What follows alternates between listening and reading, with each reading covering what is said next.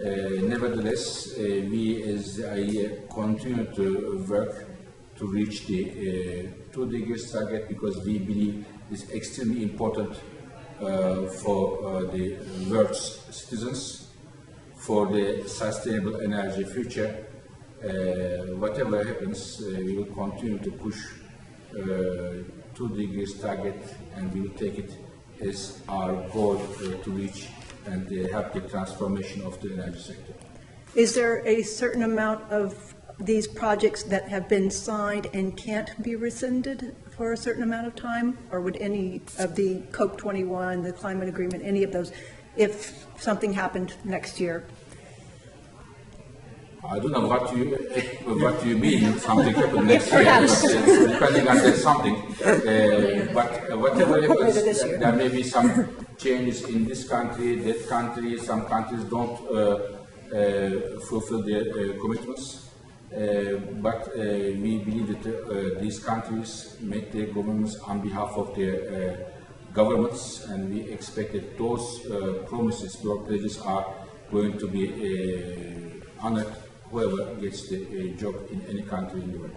Kamel, do you want to add something? Yeah, so I mean, in order not to be rescinded, if we look at the inverter capacity that has been put in place over the last 2 years, it's about 300 gigawatts of capacity from renewables, and this is an absolute record. So this is here to stay. That is a very good news, and this we cannot go back in that.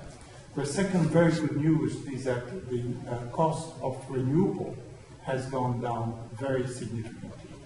What we have seen from the PPAs recently is quite amazing in terms of cost per megawatt hour. Going below the $30 per megawatt hour is something that even 2 or 3 years ago we could not dream in this decade.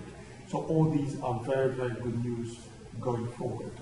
And the IEA is also recommending some short-term actions that would help us peak the emissions in the next 5 years.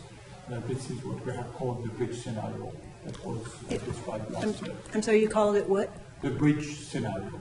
This is what we have presented for the COP21 in Paris, and this is a way for countries almost independently of the GDP growth would be able to ensure that the emissions would have peaked from the energy sector.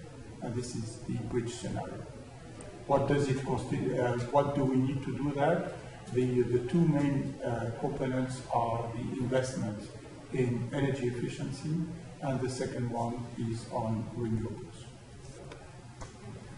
Are there any more questions? I have a related question. My name is Maria Strushinsky. I work with Magazine and Mother Jones. To your point, what about, we were talking about the low prices of oil and coal. Wouldn't that continue to affect, or if those prices stay low, the renewable costs are still staying high? How have you taken that into account, or how do you think that? This is a risk.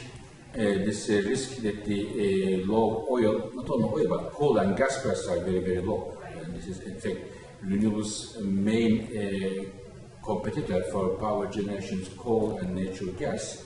And this may well complicate the transition to low carbon energies, including renewables. And not only that, for the energy efficiency, low fossil fuel prices are not good news. So we will, it is the reason why the IEA is coming so strongly to tell the governments, if we are serious about Paris, this is a litmus test for you that you continue to support the renewables and energy efficiencies. Otherwise, we may well see the weakening of the growth of the renewables and energy efficiency moves. And our analysis at the IEA show that for coal and gas, we